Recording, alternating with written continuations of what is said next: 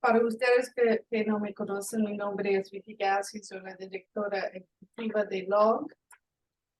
Hoy es un placer y un honor presentar a nuestros panelistas, David Morales de Cristosal y también a Leonor Arteaga de PLF. David es el director jurídico de Cristosal, ¿sí? Y ha trabajado para más de 25 años en derechos humanos en El Salvador.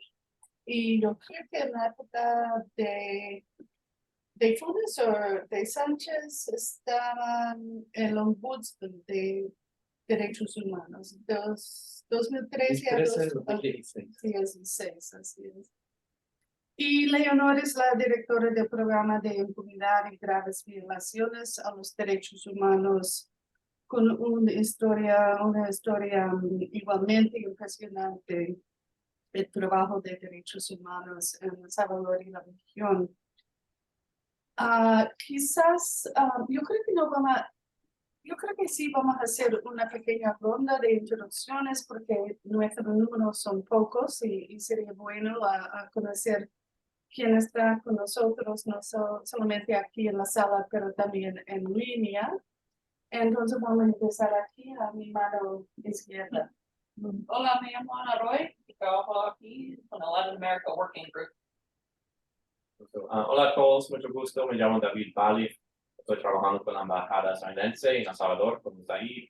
Soy gerente de nuestro proyecto de CEPS, de procesos políticas y integridad.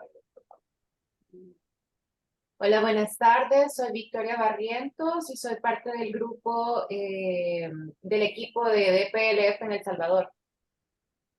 Hola, yo estoy detrás de la cámara, pero me llamo Tania y trabajo aquí en Latin America Working Group, México en Centroamérica. Y en línea, Alexis. Hola a todos, yo soy Alexis Tambeles con CISPES, el Comité en Solidaridad con el Pueblo de Salvador. Estamos una organización de base acá en los Estados Unidos, acompañando a los movimientos sociales y populares en El Salvador y trabajando en campañas de incidencia para promover una política de los Estados Unidos hacia Centroamérica y El Salvador basada en la justicia social y económica. Gracias, un gusto saludarle, David. Gracias. Bueno, yo no puedo ver todos los nombres, quizás Tania puede ayudarte. Sí, tenemos a Mariela Ramírez. Sí, buenas tardes. Mi nombre es Mariela Ramírez. Yo nací en Argentina y vivo hace casi 40 años en Estados Unidos, en el estado de Kentucky, y formo parte como comiembro de las Hermanas de Loreto. Mi trabajo siempre se ha focalizado en paz y justicia en Latinoamérica, y en este momento también formo parte del comité de LACC. Buenas tardes, muchas gracias. Muchas gracias. Tenemos a Juanita Roca. Buenas tardes, mucho gusto. Juanita Roca, soy representante para El Salvador de la Fundación Interamericana. Es una agencia independiente del gobierno de los Estados Unidos, con una presencia en El Salvador desde nuestros inicios, casi 50 años. Así que un gusto estar acá. Gracias. El que sigue es JH Proyectos. OTH, te toca. Y siguen ahí. Bueno, si no podemos seguir con Justice in Motion. No sean tímidos ustedes. Tienen pena. Bueno, entonces seguimos con Kirsten Lavery. Si se pudiera introducir. Soy Kirsten Lavery. Trabajo en the State Department en el tema de justicia transicional.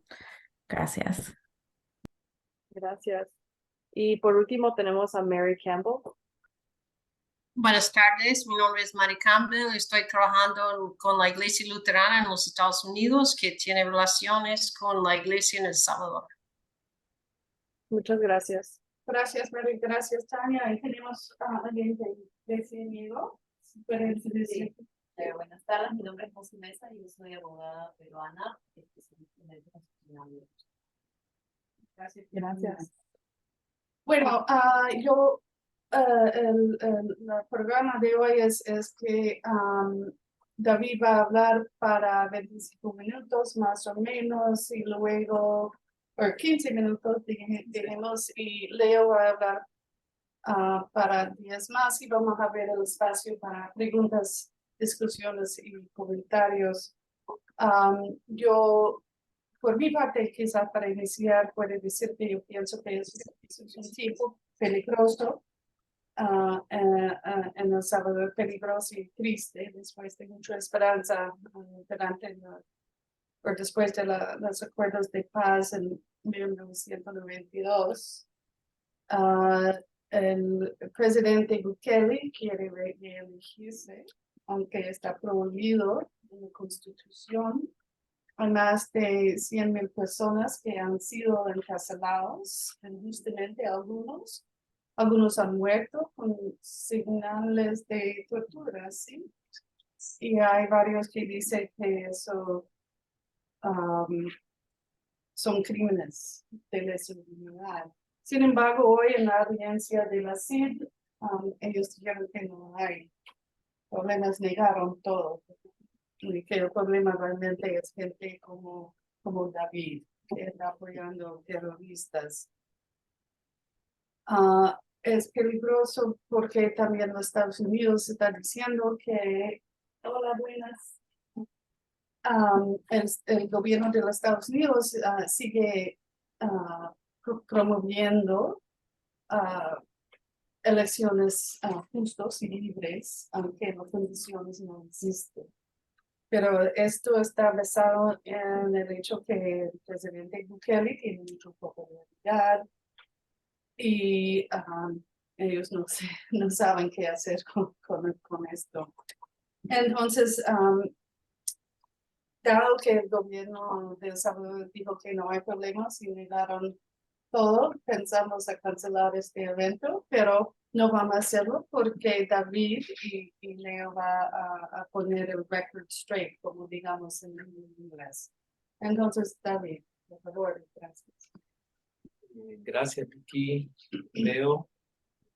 Saludo también a las personas que están acá en la sala que nos siguen en línea.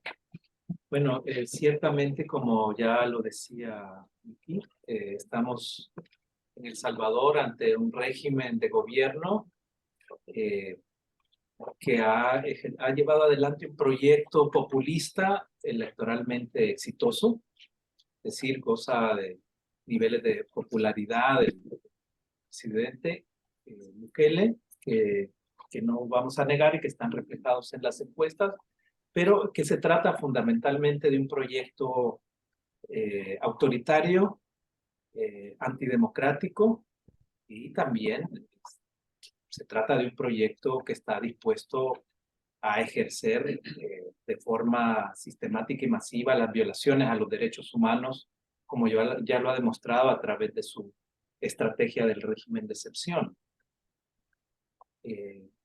Este perfil, estas características del gobierno, del proyecto político del régimen salvadoreño, está ahora a las puertas de finalizar el mandato de su gobierno, el mandato presidencial, y estamos prácticamente a las puertas en febrero y marzo de nuevas elecciones en todos los niveles del Estado. El gobierno central, la presidencia, el poder ejecutivo, el poder legislativo y también los gobiernos municipales. Y como ha ocurrido en relación con otros retrocesos de la institucionalidad democrática, como la socavación de la independencia judicial, la cooptación, la captura de instituciones independientes, como la Procuraduría de los Derechos Humanos, el Instituto de Acceso a la Información, o el Tribunal Electoral, El Salvador está a punto de perder uno de los espacios de libertad democrática más importantes que se consolidó después de los acuerdos de paz. Es el espacio de elecciones libres con estándares de limpieza suficientes que garanticen al menos una base de democracia formal en El Salvador. Recordemos que la historia de El Salvador es la de una guerra civil, un conflicto armado interno que pues, obviamente se generó a partir de diferentes causas estructurales, pero cuyo detonante fueron los grandes fraudes electorales de la década de los 70. A partir de los acuerdos de paz, El Salvador pudo consolidar un sistema electoral imperfecto, con diferentes problemas que se identificaron a través de los años, pero que garantizó elecciones limpias, que fueron certificadas no solo por los mecanismos de observación interna, sino también internacional, incluidas las delegaciones de organismos electorales. Esto está a punto también de ser eliminado porque las próximas elecciones ahora son el resultado o han sido reestructuradas, cambiadas a través de un proceso de reiteradas violaciones a la Constitución. Es decir, ha habido cambios en el sistema electoral que son el producto de deliberadas acciones de fraude a la Constitución con el fin de beneficiar la concentración de poder actualmente, control de las diferentes instituciones del Estado que han sido capturadas por el poder político de la presidencia, y también con el propósito claro de que este proyecto se perpetúe en el poder. El proyecto del gobierno Bukele, a pesar de las prohibiciones constitucionales, se mantenga. Entonces es importante tener en cuenta no solo las características de la actual forma de gobernar en El Salvador, de este proyecto político que ahora gobierna El Salvador, y cuál ha sido el camino de estos fraudes a la Constitución en relación al proceso electoral. El gobierno actual se ha caracterizado, pues, debido a su éxito electoral, por llevar adelante la socavación de la división de poderes en El Salvador. Es un gobierno que por la vía democrática no solo arribó a la presidencia, el candidato Nayib Bukele, sino que logró una importante victoria electoral contundente que lo dio a la supermayoría en la Asamblea Legislativa, en el Parlamento salvadoreño. A partir de esa acumulación de poder, la Asamblea Legislativa no ejerció más sus funciones de contrapeso democrático. El debate legislativo en El Salvador prácticamente ya no existe. Los proyectos de ley son enviados desde presidencia y aprobados sin discusión en un número elevadísimo con dispensa de trámites para ir consolidando este proyecto. Y la primera decisión que tomó esta asamblea oficialista, Nuevas Ideas del bukelismo, fue precisamente la captura del Poder Judicial. Destituyeron a la Sala de lo Constitucional, nombraron magistrados de facto, que son operadores políticos de la presidencia, que carecen de independencia, nombraron fiscal general y luego llevaron adelante un proceso de depuración de jueces independientes y para instalar jueces afines al régimen, leales al régimen. Igualmente fueron cooptadas otras instituciones como la Procuraduría de Derechos Humanos, el Instituto de Acceso a la Información, lo que permitió también una política de negación del acceso a la información pública y una instauración de la opacidad.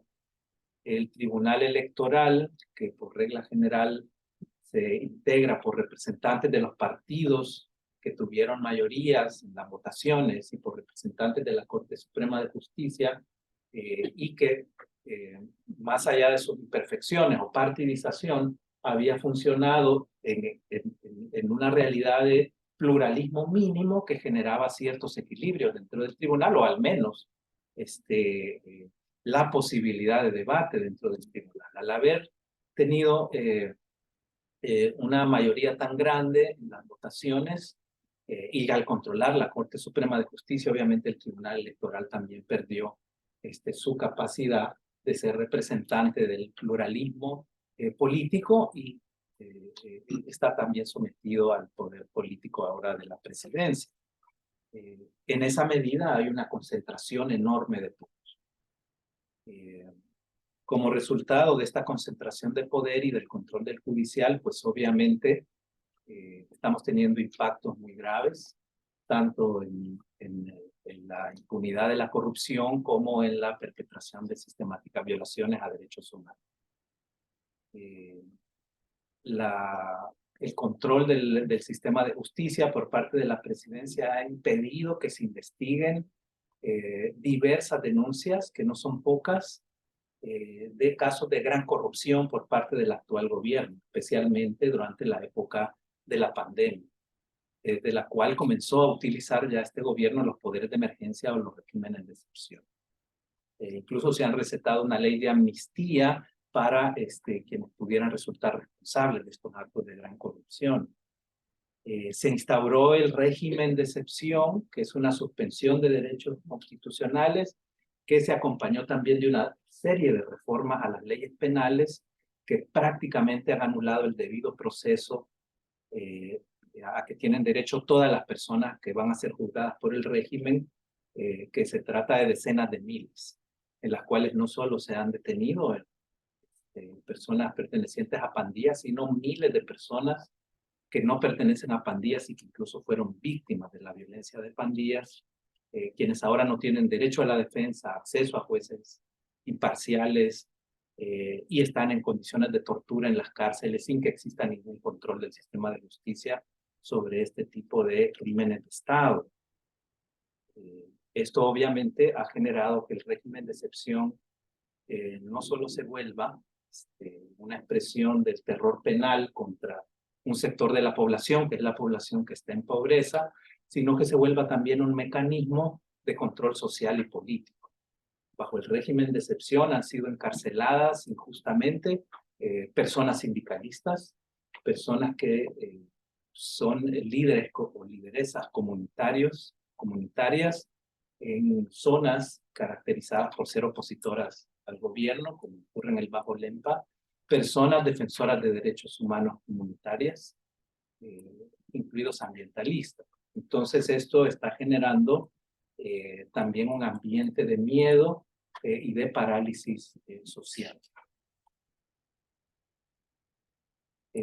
Los retrocesos democráticos son muchos más, no tenemos tiempo de plantear todas las características de este modelo de gobierno populista autoritario, pero estos son ejemplos de su, dijéramos, característica como un régimen que impone el miedo, viola derechos humanos, pero que además ha sido capaz de construir un poderoso aparato de propaganda con cuantiosos recursos públicos que no son tampoco transparentados y que le ha permitido exitosamente también ser una herramienta importante para sostener su popularidad.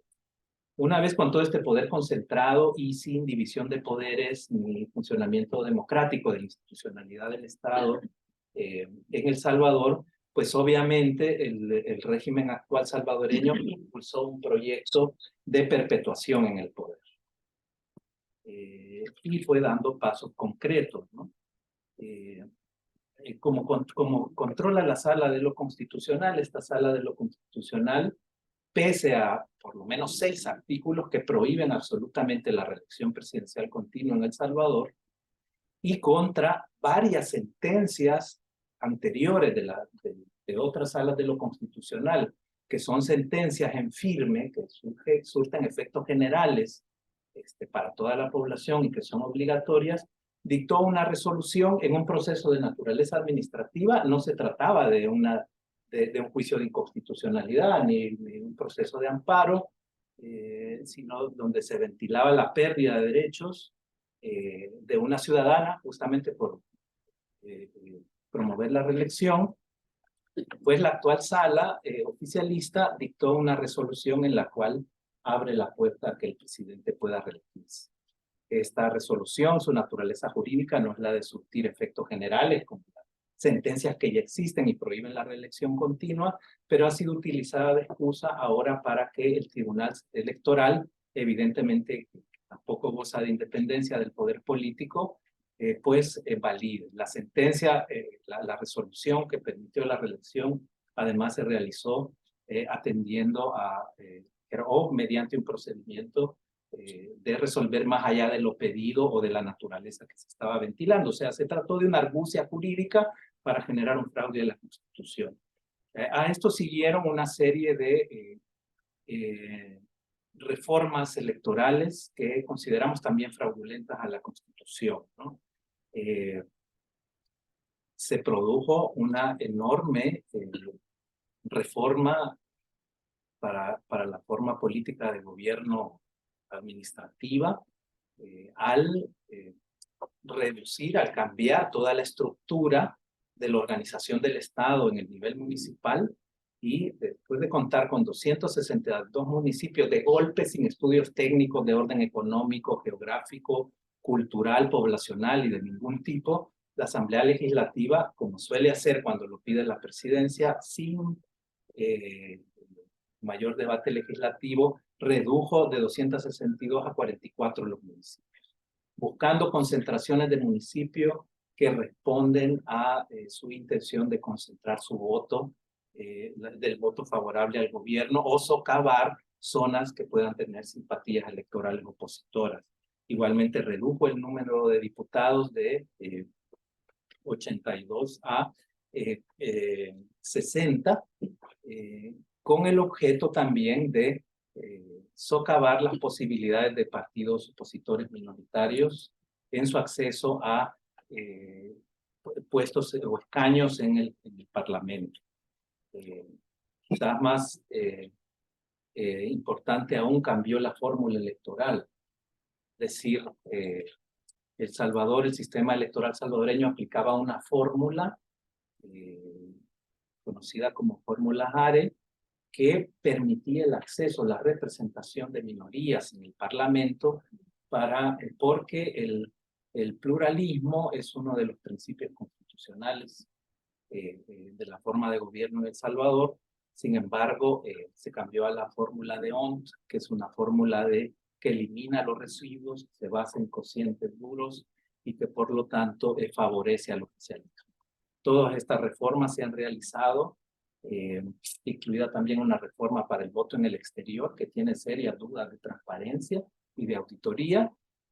Se han aprobado un año antes de las elecciones. Había una prohibición legal que impedía esto, pero obviamente también fue derogada para poder dar paso a reformas precipitadas, sin debate, sin participación de la población, todas reformas que favorecen la concentración del voto en el partido oficialista y que representan claras violaciones a la Constitución y a la jurisprudencia constitucional salvadoreña anterior, y que obviamente desconocen las razones históricas por las cuales la Constitución salvadoreña ha prohibido el continuo, que es de gobiernos autoritarios de mantenerse. Los impactos en derechos humanos y en tema de la lucha anticorrupción son muy grandes, como el tema de erradicación los esfuerzos de erradicación de la corrupción son muy grandes. Al perpetuarse esta forma de gobierno autoritario, antidemocrático, se seguirá manteniendo esta concentración del poder, la anulación de el funcionamiento democrático de las instituciones, que seguirán sometidas al poder político de la presidencia, se reducirán los espacios de participación ciudadana, el espacio cívico, se agudizará, se mantendrá y probablemente se agudizará la estigmatización, el acoso y el hostigamiento a las voces disidentes, que incluyen personas y organizaciones defensoras de derechos humanos, incluyen sectores que son sectores que luchan socialmente por diferentes temáticas como el medio ambiente, los pueblos indígenas, etcétera, que no están teniendo participación en las decisiones y que en la medida que demandan, reclaman reivindicaciones, son estigmatizados, acosados, perseguidos. Y hay todo un sistema penal que puede ejercer el terror y ser empleado contra estas voces disidentes. La prensa independiente es también perseguida de esta manera, y obviamente se abre el espacio a la perpetuación también de prácticas de gran corrupción que no serán investigadas y que se mantendrán en impunidad. decir, para quienes ejercen este tipo de gobiernos de perfil, debo decirlo, dictatorial, el ejercicio del poder les permite libremente pues enriquecerse a través de corrupción, etc. El componente del militarismo también está inherente, o sea, es una de las características principales de la forma de gobierno, y la devolución contra todos los alcances al logro del proceso de paz del ejercicio de un rol político de las Fuerzas Armadas, que está prohibido por la Constitución también. Esta es una modalidad, un perfil de ejercicio del poder de manera opresora, que se perpetuará y probablemente se profundizará. Entonces, lamentablemente debemos decir que estamos a las puertas de la consolidación de una dictadura en El Salvador, que obviamente más allá de los paraísos que vende la exitosa propaganda gubernamental actual, acarreará sufrimiento, violaciones a los derechos humanos, corrupción, y que suspenderá indefinidamente las garantías democráticas en El Salvador.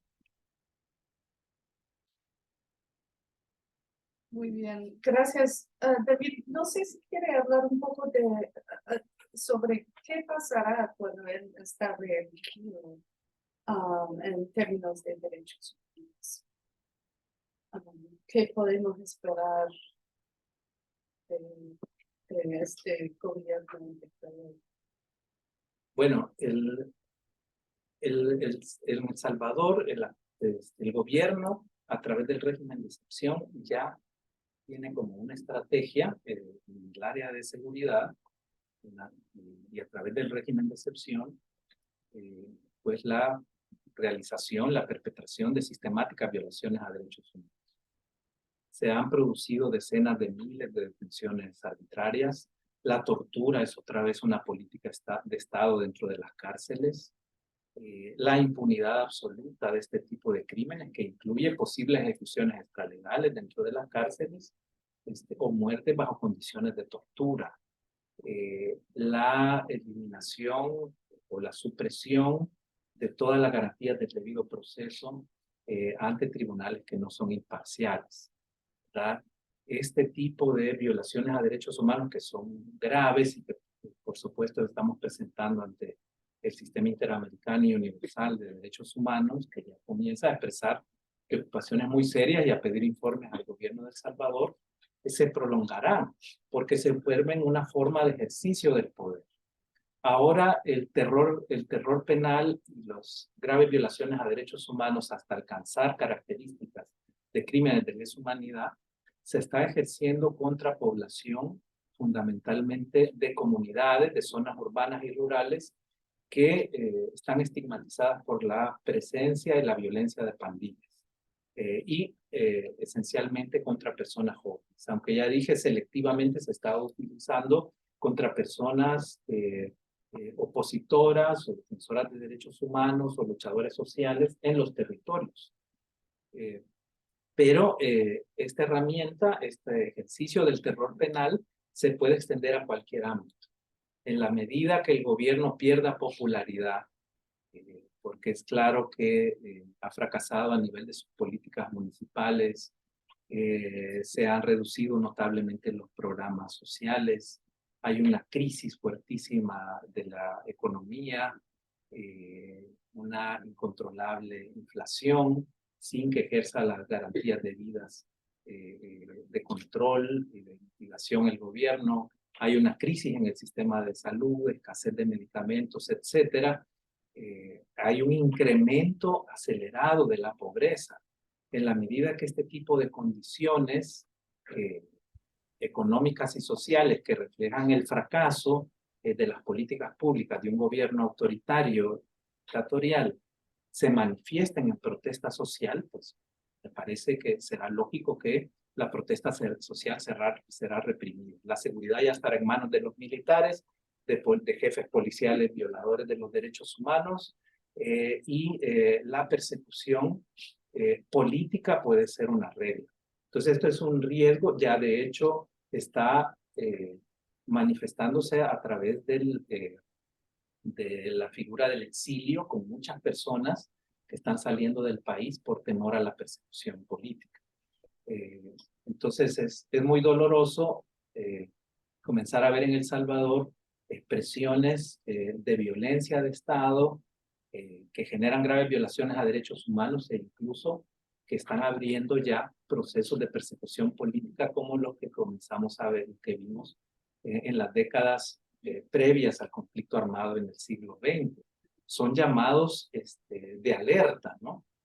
Son llamados de alerta. Entonces, la grave preocupación muy objetiva, me parece, es el deterioro de la vigencia de los derechos humanos y la posibilidad de ejercer pues, el poder extendiendo el terrorismo de Estado a muchos ámbitos de la sociedad.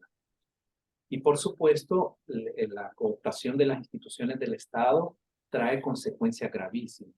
Si se han colocado de manera ilegal ya cientos de jueces que no han seguido los procedimientos de ley, que son jueces leales a este régimen de gobierno, que carecen de independencia, que están dispuestos a violar los derechos humanos y el debido proceso, esos jueces los han ingresado a la carrera judicial y se pueden quedar ahí décadas, un par de décadas. Y estos jueces, como los que aplican el régimen de excepción, que violan el debido proceso, en 10 años pueden ser magistrados que controlan el poder judicial.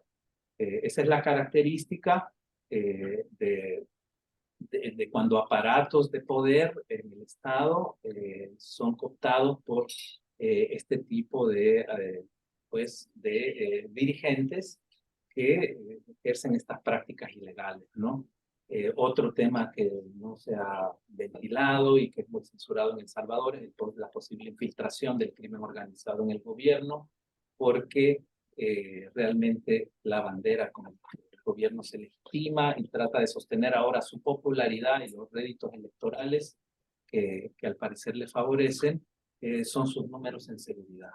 Y todos estamos a favor de que los homicidios no crezcan, pero el gobierno debe transparentar cómo ha logrado esto, porque hay muchas dudas de que es un gobierno que ha negociado con las cúpulas de pandillas y que al no existir realmente un plan control territorial que no se puede verificar, que ni siquiera se conoce su documento base, que no tiene indicadores. Cuando vemos en las memorias que lo que está haciendo la policía y la fiscalía es lo mismo que se hacía en gobiernos anteriores, que no hay nada nuevo, la reducción de homicidios podría explicarse debido a negociaciones criminales con las estructuras de pandillas y otros actores de crimen organizado, y esto generalmente puede traer incluso la infiltración del crimen organizado dentro del Estado, como hemos visto en otros países.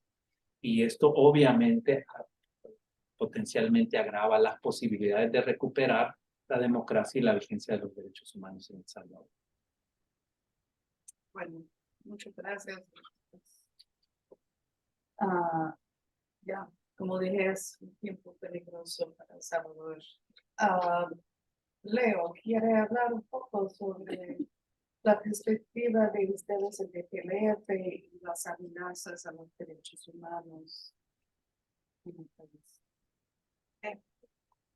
A nosotras nos preocupa mucho lo que estamos viendo en El Salvador, porque tiene implicaciones regionales.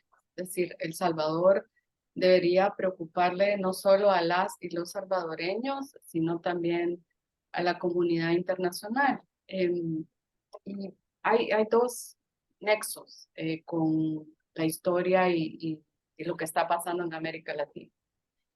En primer lugar, la deriva autoritaria, las acciones antidemocráticas y fuera del Estado de Derecho que hemos visto desde que el presidente Bukele tomó el gobierno en junio de 2019, parece que han despertado mucho entusiasmo, muchos seguidores en la región, ¿no? Vemos cómo el presidente Bukele se ha convertido en una especie de antimodelo democrático que quiere ser imitado por otros políticos, por otras poblaciones también con aspiraciones autocráticas. Vemos desde Guatemala hasta Argentina como candidatos, candidatas de distintos partidos políticos están queriendo replicar de alguna manera desde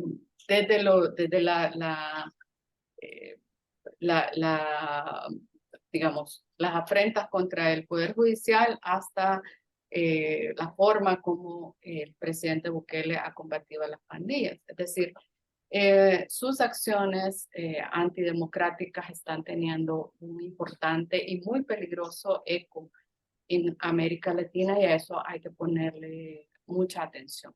El segundo aspecto que conecta con la región es que el presidente Bukele no es el primero, pero sí es el más reciente presidente que intenta quedarse más tiempo en el poder. Después que América Latina vivió las décadas de conflictos armados y dictaduras en los 70s, 80s, y entró a una fase de democracia, casi inmediatamente que empezaron las democracias, o se retornó a las democracias, de nuevo los presidentes intentaron quedarse más tiempo en el poder. El primero fue Alberto Fujimori, quien en 1993 en Perú buscó un segundo periodo y quería también un tercero. A eso lo siguió Carlos Menem en Argentina y así a lo largo de los años muchos presidentes lo han intentado, hasta los ejemplos más conocidos como son el presidente Evo Morales en Bolivia, Rafael Correa en Ecuador y también Nicaragua y Venezuela han seguido esa misma línea. La fórmula ha sido de alguna manera similar a la que Bukele ha usado, es decir, primero cooptar el sistema judicial o tener un sistema judicial que sea a su medida y luego ese sistema judicial, sobre todo las cortes constitucionales, dan decisiones que abren la puerta para estas reelecciones.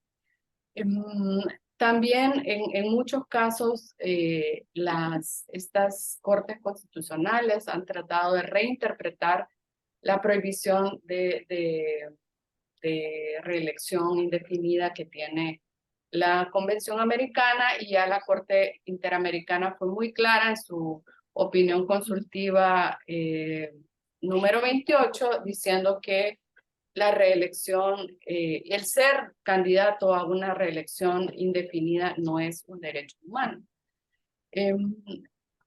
En este caso, lo que se está discutiendo en El Salvador, muchos lo dicen, no es una reelección indefinida, sino una reelección consecutiva. ¿Qué quiere decir? En este momento, el presidente Bukele aparentemente lo que quiere es quedarse un segundo periodo, ¿no? A continuación del primero, y a esto se le llama reelección consecutiva. Pero hablan de que los estándares internacionales lo que señalan es que no debe haber una reelección indefinida, es decir, que un presidente se quede por un tiempo, digamos, indeterminado. Sin embargo, la reelección consecutiva, es decir, 2 mandatos juntos,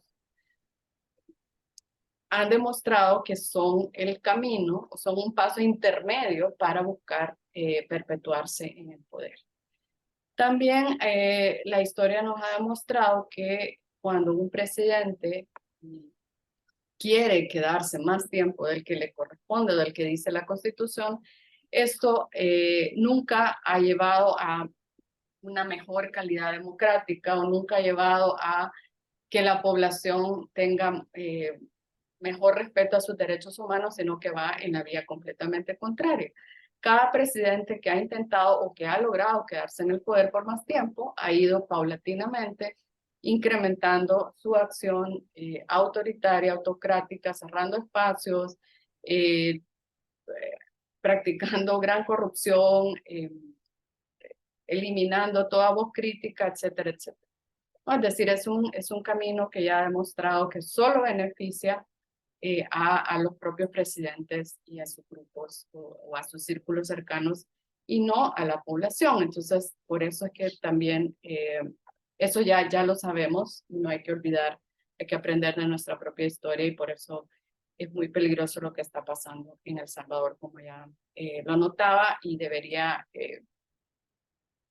preocupar y hacer que se reaccione no solo desde la población en el país, sino también desde gobiernos amigos. A lo segundo que me quería referir es que lo que está en juego en las próximas elecciones en El Salvador, además de una reelección del presidente Bukele, es que el país se está aproximando hacia un sistema de partido único, es decir, de un partido que parece que va a ser el que gobierne y controle todos los tres poderes del Estado y que no habrá ninguna otra fuerza política que pueda ser una alternativa. ¿Y por qué lo digo? Bueno, hay dos elementos. Uno, en términos de narrativa, quienes han venido siguiendo la situación de El Salvador sabrán que el presidente Bukele tiene toda esta maquinaria propagandística, como ya decía David, y maneja mucho la comunicación política y ha venido descalificando cualquier opositor político, además de también cualquier defensor de derechos humanos. Pero en términos de los partidos políticos, ha insistido en que digamos, que tuvieron su oportunidad, que, en fin, una serie de descalificativos. Entonces, de esa manera, el presidente tiene esta narrativa muy dominante de ser una especie de mesías, de ser el único funcionario que tiene las respuestas para el pueblo salvadoreño y que ninguna otra fuerza política tiene, digamos, ninguna oportunidad. Y en términos más legales, si queremos decirlo, la legislación salvadoreña dice que para que un partido político sobreviva a una elección o siga después de una elección debe obtener al menos 50,000 votos. Y las encuestas no son muy favorables para ningún partido político más allá del partido Nuevas Ideas. Entonces, también se corre el riesgo que los otros partidos políticos sean eliminados. Dicho esto, no podemos negar que también hay una responsabilidad importante de la oposición política en El Salvador, porque parece que no ha logrado construir propuestas que sean importantes y que conecten con las necesidades de la población. Sin embargo, en este escenario donde todo está concentrándose en el gobierno actual del presidente Bukele, y con eso voy a terminar, es muy importante proteger a tres sectores que deben de alguna manera resistir, permanecer y transformarse en esas otras voces. La primera, ya decía, la oposición política, en sentido partidos políticos. La segunda debería ser, por supuesto, la sociedad civil, las organizaciones. Ya David describía muy bien que lo que se avecina no parece nada positivo, parece que lo previsible es que se va a recrudecer la persecución hacia la sociedad civil. Y el tercer sector son algunos jueces o juezas independientes o algunos que aún quieren hacer bien las cosas o que están resistiendo a la cooptación del sistema de justicia porque se necesita un sistema de justicia que, digamos, que tenga al menos algunos espacios donde la justicia digamos, sea una realidad o que pueda hacer algún tipo de contrapeso, por muy pequeño que sea. Y en este escenario, digamos, lo que no podemos permitir es normalizar lo que está pasando en El Salvador, o señalar que, bueno, las elecciones ya están en puerta, que no hay nada más que hacer, que lo que está pasando es, digamos, es parte de los juegos democráticos. He escuchado mucho ese tipo digamos, de argumentos en los últimos días en Washington, aquí en Washington y en otros países, y creo que hay que resistir a la idea de pensar que todo lo que está pasando es normal, y además que responde a la voluntad popular. Yo creo que lo que quieren las y los salvadoreños, por supuesto, es vivir en un país libre de violencia, no tener que preocuparse por una criminalidad que los ahoga, pero también la gente quiere vivir en libertades y que se les respeten sus derechos, y no podemos perder de vista que así como hay respaldo a lo que está haciendo el presidente Bukele, también hay mucha preocupación, mucho miedo y muchas denuncias de violaciones de derechos humanos que son muy importantes y que no se pueden ignorar y sobre las cuales hay que tomar acción.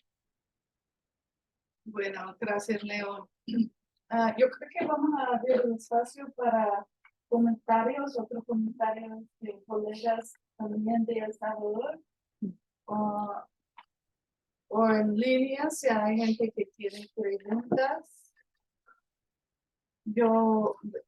Bueno, a Juanita y Alexis. Sí, muchas gracias. Gabriela. Bueno, tenemos Gracias. ¿Sigo yo o...? Sí, No sé si no. sí. Ok, no, gracias, David, Leonor, muy interesante. En esto, lo último que comentó Leonor de la persecución y un poco esta idea de, ya está todo, digamos, no hay salida de esto. Quería hacer un comentario y me interesa mucho la perspectiva que ustedes dos tengan. Nosotros en la Fundación financiamos organizaciones de la sociedad civil de base. Y una de las cosas que hemos visto y en los últimos viajes que he hecho, que he encontrado, es a nivel municipal, aunque los alcaldes sean del partido de Bukele, por la limitación de fondos que hay, están habiendo acercamientos con la sociedad civil, con ONGs, con, digamos, sí, la sociedad civil organizada.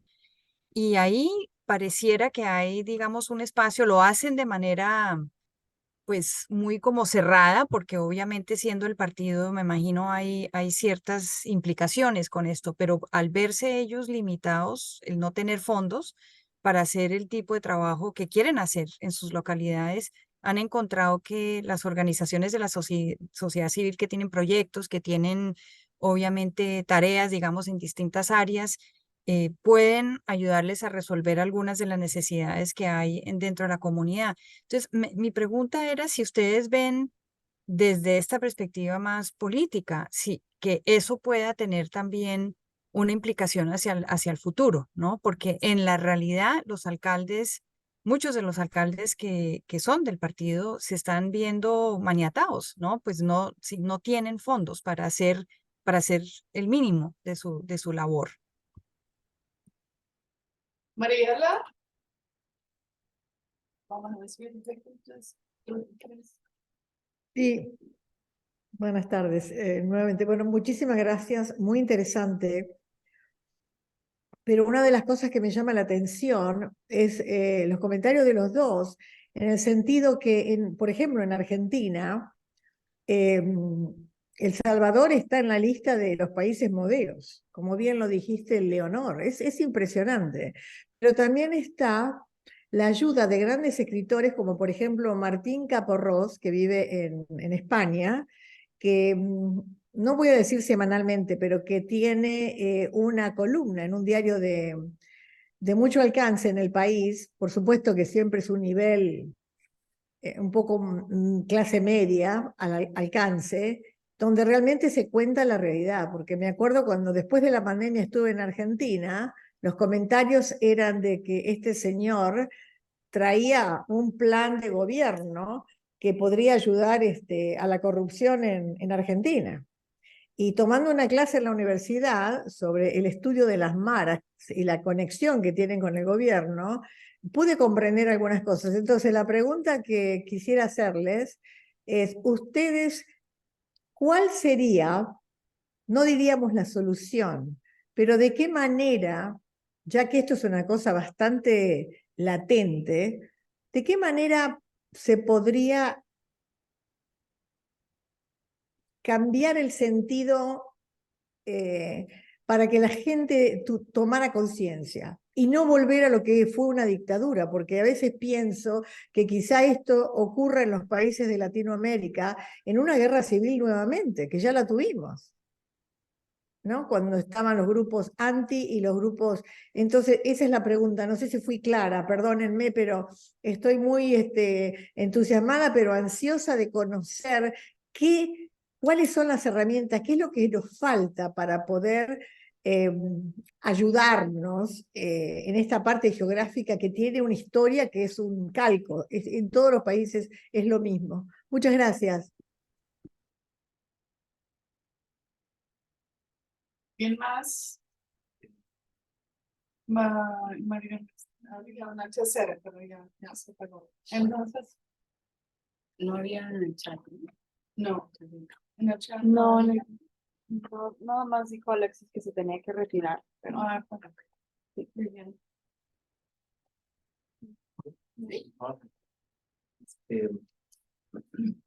Bueno, sobre el tema de los municipios, bueno,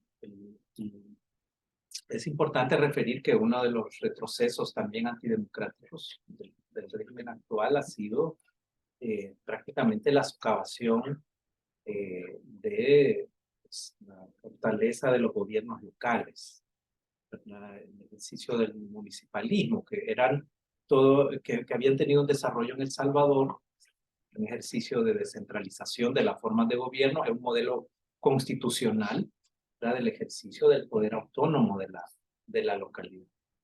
Casi desde los inicios de su gobierno,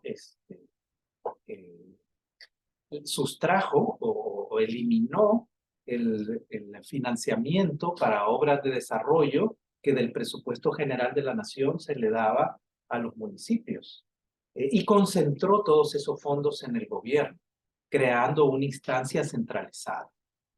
Esto ha impedido a los gobiernos municipales, pues, ejercer obras que antes eran financiadas con el presupuesto general de la nación, atendiendo a estos estándares de la Constitución, ¿no?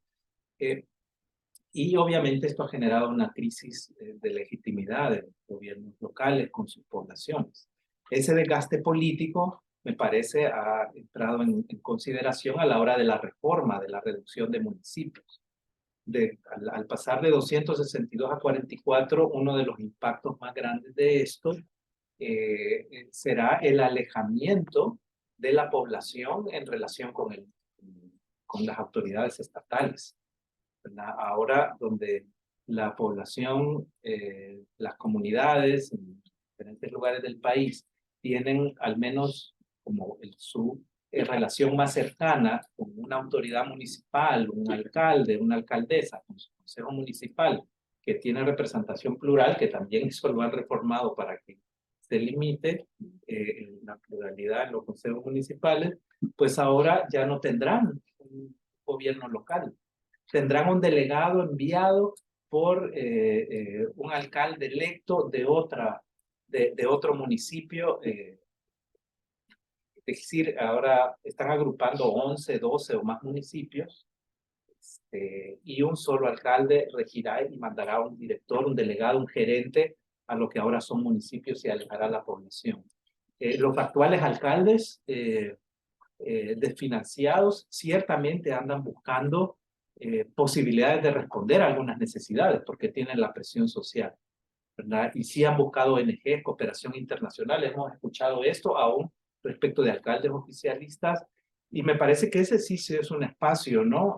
Importante en el que se puede respaldar a comunidades que están tratando de resolver junto a autoridades municipales, así sean de partido oficialista o opositor. Pero ¿qué pasará si ya no va a haber un gobierno municipal ahí, sino una oficina administrativa con un gerente, probablemente partidario, que es el que va a administrar los pocos recursos públicos? Va a estar más más distante. Entonces el tema de apoyar a las comunidades para que sus demandas sean exigidas puede ser un tema más difícil. Obviamente el gobierno de El Salvador, como dije, ha construido un poderoso aparato comunicacional, ha pues utilizado las redes clientelares que tenían otros gobiernos con medios de comunicación que usan la pauta de la publicidad, de la propaganda de gobierno como un mecanismo de premio-castigo según el medio de comunicación siga la agenda oficial. Pero siempre hay prensa independiente, en El Salvador la hay, ha demostrado muy contundentemente que la situación de seguridad y la reducción de los homicidios muy probablemente es el resultado de una negociación ilícita con líderes de las pandillas. Esto está bastante claro, hasta hay una corte de la Fiscalía del Este de Nueva York que ha generado un caso donde ofrece prueba de este tipo de negociaciones. Pero dijéramos, el modelo de propaganda también incluye una estrategia de marketing político nacional e internacional. Y lo que vende son supuestos resultados efectivos en materia de seguridad, lo cual casa como anillo al dedo en los discursos demagógicos de otros populistas punitivos autoritarios que pretenden gobernar, ¿no? Ese es un mensaje que vende, que trae réditos electorales.